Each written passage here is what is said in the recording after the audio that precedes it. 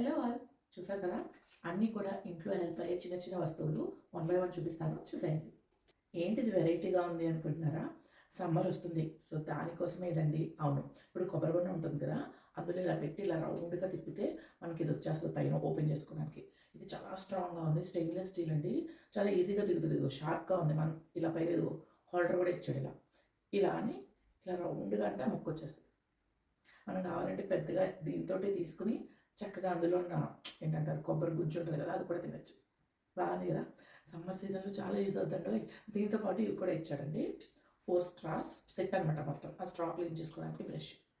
So మీరు కూడా కొబ్బరి బొండాలు ఉంచుకోవడానికి ఇబ్బంది పడుతున్నారా?